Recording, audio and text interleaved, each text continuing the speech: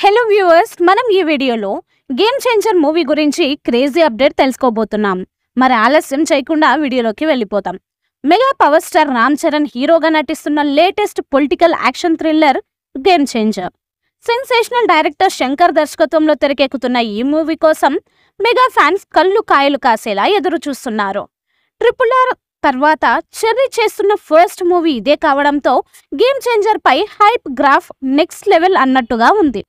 ఈ political action drama business ఇప్పుడు టాలీవుడ్ లో హాట్ టాపిక్ గా మారింది.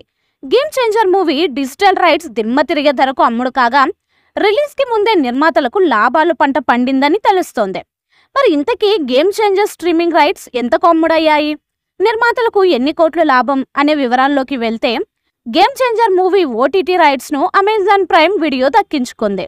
మార్చి 19న ముంబైలో జరిగిన ప్రైమ్ వీడియో స్పెషల్ ఈవెంట్ ద్వారా ఈ విషయాన్ని అఫీషియల్ గా అనౌన్స్ చేశారు. థియేట్రికల్ రన్ తర్వాత game changer movie original Tamil version ను ప్రసారం చేయడానికి అమెజాన్ 150 కోట్లు చెల్లించినట్టు నేషనల్ మీడియాలో ప్రచారం జరుగుతుంది. అయితే ఈ మూవీ మిగతా భాషల డిజిటల్ రైట్స్ ను మాత్రం G5 అనే మరో ఓటీటీ సంస్థ సొంతం చేసుకున్నట్టుగా తెలుస్తోంది. అమెజాన్ కంటే G5 మూడింతలు ఎక్కువ ధరకు గేమ్ చేంజర్ రైట్స్ ను సొంతం చేసుకున్నట్టుగా సమాచారం. దీనికోసం G5 270 కోట్లు చెల్లించిందని ట్రేడ్ అనలిస్టులు సోషల్ మీడియా ద్వారా ప్రకటించారు.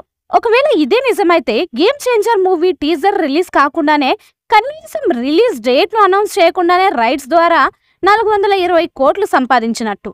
ఈ మూవీ దాదాపు 400 కోట్ల బడ్జెట్ తో రూపొందుతున్నట్టుగా టాక్ నడుస్తోంది.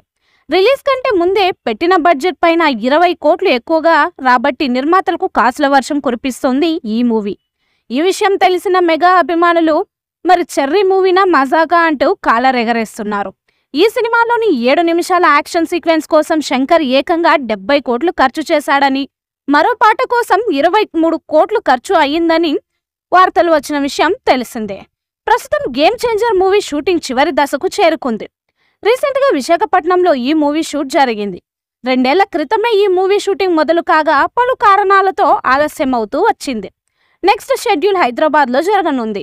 రామ్ చరణ్ పుట్టినరోజు సందర్భంగా మార్చి 27న ఈ మూవీ నుంచి జరగండి అనే పాట రిలీజ్ చేయబోతున్నారు. ఇక ఇప్పటికే పూజా కార్యక్రమాలు పూర్తి చేసుకున్న చెర్రీ బుచ్చిబాబు సినిమా టైటిల్ కూడా అదే రోజున బయటకు రాబోతుంది.